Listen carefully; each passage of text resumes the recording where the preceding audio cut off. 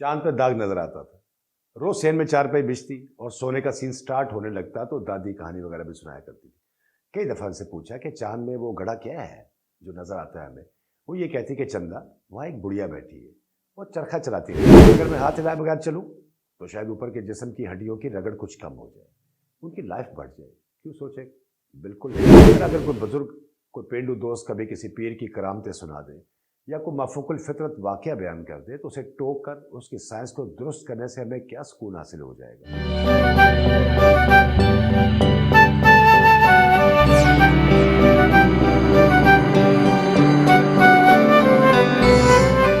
अस्सलाम वालेकुम।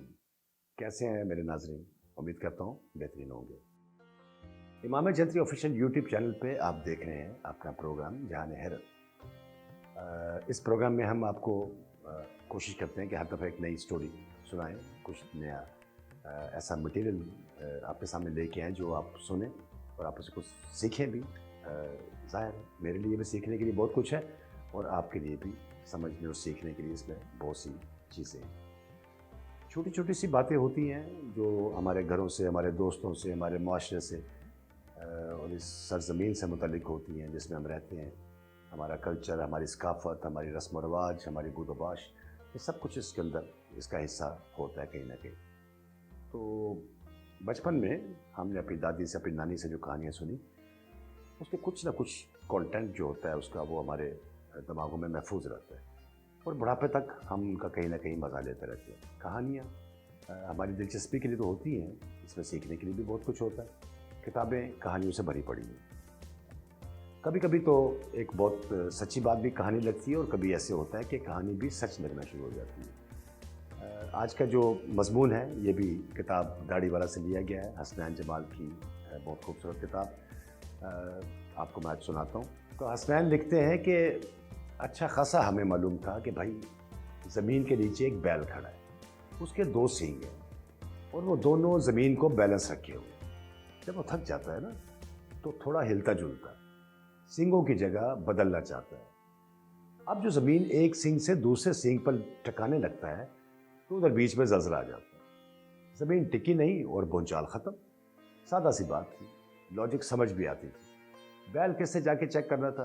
फिर मालूम हुआ कि नहीं, ये ज़मीन के नीचे, बहुत नीचे, गहरे समुद्रों के भी नीचे कुछ चट्टानों की तरह प्लेटें आपस टकराती हैं, रगड़ खाती हैं।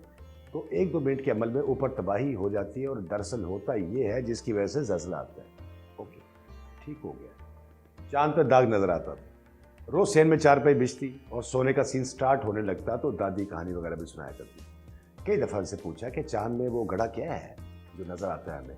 वो ये कहती कि चंदा, वहाँ एक बुढ़िया बैठी है और चरखा चलाती रहती है। फिर दादी से चरखे की डेफिनेशन पूछी जाती तो और मज़े मज़े की कहानियाँ बीच में आ जाती। वो अपने बचपन का जिक्र करने लगती। नागपुर में कपास की फैक्ट्री में पता नहीं कहाँ कहाँ से रूट बनता चला जाता और सफ़र चांद की मंजिल मारने लगता तो बच्चे सो चुके होते थे। बच्चे इस जस्टिफिकेशन पे मुतमिन थे, बिल्कुल राजी थे। इन्हें कोई टेंशन नहीं थी कि यार जाके भाई पता लगाएं कि गुड़िया है भी या नहीं। बस दादी ने कह दिया है तो है। और यकीनन उन्हें उनकी अम्मा ने कहा होगा और उनकी अम्मा को किसी और बुजुर्ग ने बताया होगा कि जब इतनी टाइम टेस्टेड बात है तो इसके जांच परख करने का सवाल ही पैदा नहीं होता। यकीन करो और सो रहो। अभी कल परसों एक जगह पढ़ा कि रेल की पटरी पर सिक्का रखा जाए तो ट्रेन ऊपर से अगर गुजर जाए तो कम वक्त मकनातीस नहीं बनता, बस चिपटा सा हो जाएगा। और कुछ बन सकता है तो पुलिस केस बन सकता है कि तखरीबकारी का इरादा था और चलती गाड़ी उल्टाने का प्रोग्राम। कसम बखुदा बड़ी मायूसी हुई। 36 वर्ष अगर गौर नहीं किया तो ये मिथ ऐसे ही कायम दायम थी और पता नहीं क्यों ऐसे बेदर्दी से उसे भी लिखने वाले ने तोड़ डाला।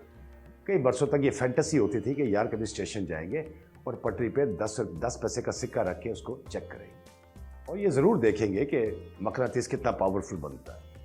भैंस पूरी की पूरी पानी में चली गई, एक और ख्वाब अधूरा रह गया। और जब हम लोग खाना खाते हैं तो कभी हिसाब नहीं रखते कि हाइड्रोजन के 2 और ऑक्सीजन के 1 मालिक्यूल से बना पानी पी रहे हैं तो अंदर जाके कैसे इसके मालिक्यूल टूटेंगे।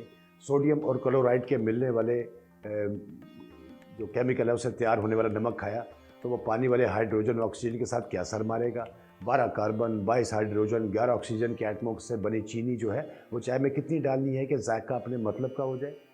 जितना भी आदमी सिंकी हो, खाते वक्त शायद ही ये सोच किसी के दिमाग में है, ना ही चलते हुए कोई दीवाना अपनी एनाटॉमी पे गौर कर रहा होता है कि यार अगर मेरी वॉक हो रही है तो कितनी हड्डियाँ हरकत कर रही हैं, अगर मैं हाथ हिलाए बगैर चलूँ तो शायद ऊपर के जिस्म की हड्डियों की रगड़ कुछ कम हो जाए, उनकी लाइफ बढ़ जाए।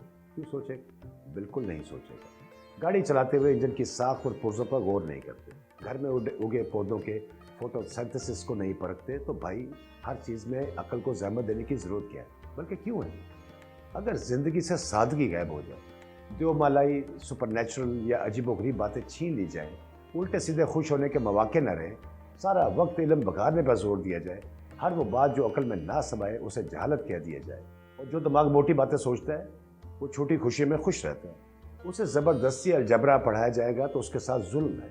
एन इसी तरह हर इंसान की ज़िंदगी में मौजूद छोटी छोटी कल्चरल चीज़ों, तोहमात, देवमलाई कहानियों को अगर आहिस्ता आहिस्ता निकाल दिया जाए, उन्हें पनपने का मौका नहीं मिलेंगे, तो बेचैनी, खालीपन और आखिर में सौल तशद्दुद जन्म दे। अगर कोई बच्चा आपको ये बताए कि उसने क्यारी में फूल के पास एक परी देखी थी, तो मानने में कोई हर्ज नहीं है। अगर उसे मना किया जाएगा कि अबे गधे भाग जाओ यहाँ से, कोई परेशानी नहीं है, सब कहानी है, तो गधा भाग तो जाएगा, लेकिन उसका नन्हा सा दिमाग कभी नहीं मानेगा। उसका सारी ज़िंदगी उसका असली विलन वही रहेगा जिसने उसे डांटा था। इसी तरह अगर कोई बुजुर्ग, कोई पेंडू दोस्त कभी किसी पीर की करामतें सुना दे या कोई माफूकुल फितरत वाक़या बयान कर दे, तो उसे टोक कर उसकी साइंस को दुरुस्त करने से हमें क्या सुकून हासिल हो जाएगा? अगर वो बेज़रा सी बात है तो बेहतर है उसकी हाँ में हाँ मिलाई जाए और उसे वो लम्हा एंजॉय करने दिया जाए। यही रवैया किसी एक जगह रहने वाले दूसरों के अकायद के लिए भी आप अपना सकते हैं। जब तक कोई दूसरे इंसान को तंग नहीं कर रहा, दूसरा से क्यों छेड़ेगा? आप क्यों साबित करने पर तुले हैं कि सामने वाला का फलां वाक़या मेरी कहानी है और उसके पीछे कोई हकीकत नहीं है? वो किसी अक्लमंद ने भी कहा था ना कि जब आप पूरी संजीदगी से कुछ हासिल करना चाहते हैं तो कायनात की हर कुव्वत इस ख्वाहिश के हसूल में आपके साथ शरीक हो जाती है, वो चीज़ मिल के रहती है। भाई जो कमाना था वो तो कमा लिया। सोचने की बात यह है कि हमें कहानियाँ ज़्यादा राज थी या खालिसपन के चक्कर में हर चीज़ को रद्द करना, इनकार करना हमारे लिए बेहतर हुआ? नाजरीन, ये एक मुख्तसर सा मजमून आपने सुना हसनैन जमाल की किताब दाढ़ी वाला से। तो मैं ये समझता हूँ कि सादगी में ज़िंदगी जो है वो उसका अपना ही कमाल है। आप फैशन करें, आप बेहतरीन खाना खाएं, आप बेहतरीन गाड़ी रखें, लेकिन जो बनावट है उससे दूर होना बज़ाते खुद एक सादगी की तरह होता है। आपको ये ना महसूस हो और दूसरों को ये महसूस करवाने से हमेशा बचना चाहिए कि आपके पास ये सब कुछ है सब कुछ आपके पास, हमें मालूम है, लेकिन इसको दिखाने की क्या ज़रूरत है? इसको एग्जीबिशन की कोई ज़रूरत नहीं है। जो आपने पहना, जो आपने इस्तेमाल किया, जो आपने खाया, वो सब देख रहे हैं। तो लिहाजा ये जो कहानियाँ, जो किस्से जो हमारी होती हैं हमारी ज़िंदगी में, जो हम सुनते हैं बचपन में ख़ास तौर पे, तो कभी कभी तो ऐसे होता है कि हमें अपनी जवानी में भी और बुढ़ापे में भी कहानियाँ सुननी पड़ती हैं, कभी बच्चों से, कभी घर वालों से, कभी दोस्तों से। तो कुछ दोस्त तो ऐसे हैं वो कहानी बनाने में अपना कमाल रखते हैं और उनके मुँह से वो कहानी जचती भी है। मेरे खुद एक बहुत अजीज़ दोस्त हैं, वो ऐसी कहानी सुनाते हैं कि यकीन करें कि बंदा दम खुद हो जाता है। उनकी कहानी सुनते हुए ज़रा भर भी एहसास नहीं होता कि ये बंदा हमें कोई किस्सा सुना रहा है। यूँ लगता है जैसे हमें किसी और दुनिया में लेके जा रहा है। ये कमाल है, बात करना भी कमाल है, बात को सुनना भी कमाल है। दुआ है कि परवरदिगार आपको बात को समझाने और समझने की तौफीक अता फरमाए। आज का ये मुख्तसर दुरानी का मजमून आपने सुना, उम्मीद करता हूँ बहुत कुछ नया समझेंगे और नया सीखेंगे। अपने दोस्तों का, घर वालों का, सबका ख्याल रखिए। अपने मेज़बान राशिद अब्बास को इजाज़त दीजिए। हम सबका अल्लाह ने